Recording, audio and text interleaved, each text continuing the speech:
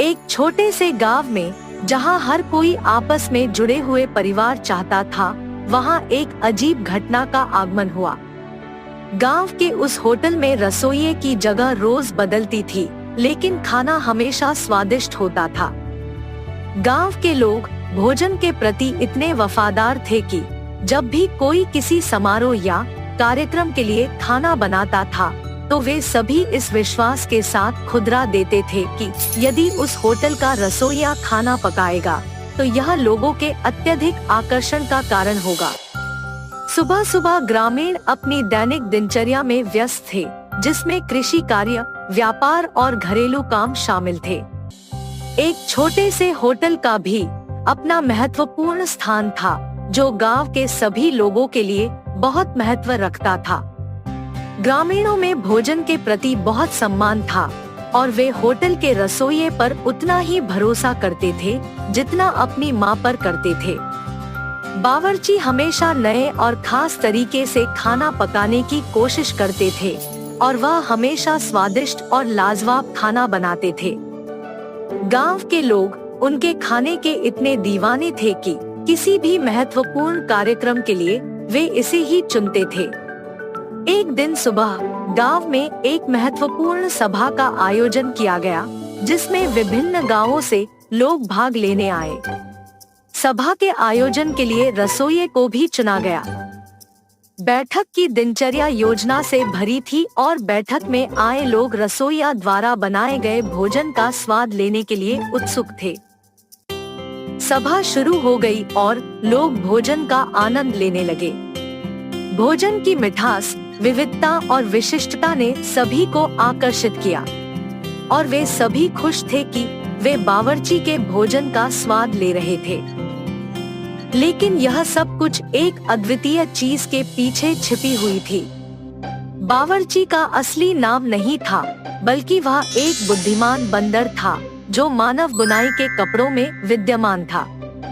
वह बंदर बहुत ही बुद्धिमान और आलसी था।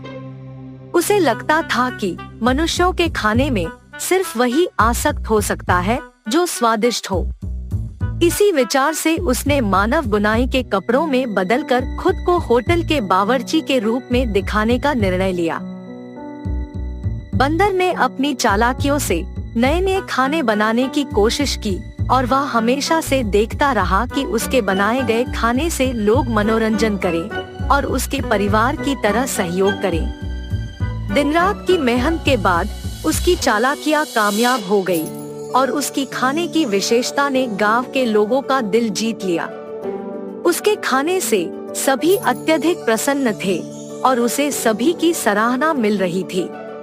लेकिन किसी को नहीं पता था कि रसोइये के पीछे एक बंदर का हाथ है।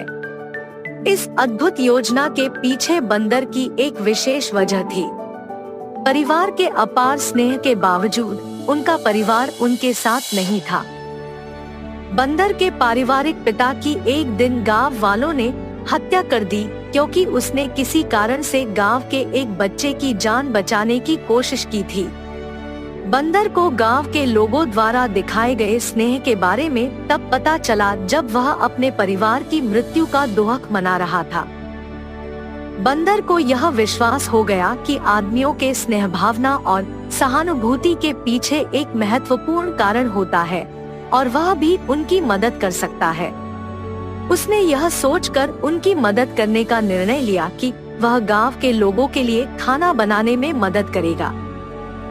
सभा के आयोजन के दिन बंदर ने फिर से एक अद्वितीय और स्वादिष्ट खाने की मिश्रण विधि तैयार की, जिससे लोग बिल्कुल ही मोहित हो गए।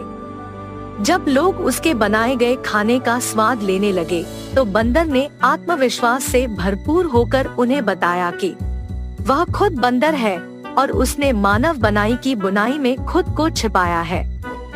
लोगों को पहले थोड़ी उलझन हुई, लेकिन उन्होंने बंदर की बातों को सुनकर उसकी बुद्धिमत्ता और साहस को समझा और उन्होंने उसे सराहा कि वह उनके लिए इतना साहसी कदम उठाया। लोगों ने उसके समर्थन में मिलकर खड़ा होने का निर्णय लिया और उन्होंने बंदर को उनकी मदद करने के लिए प्रोत्साहित किया।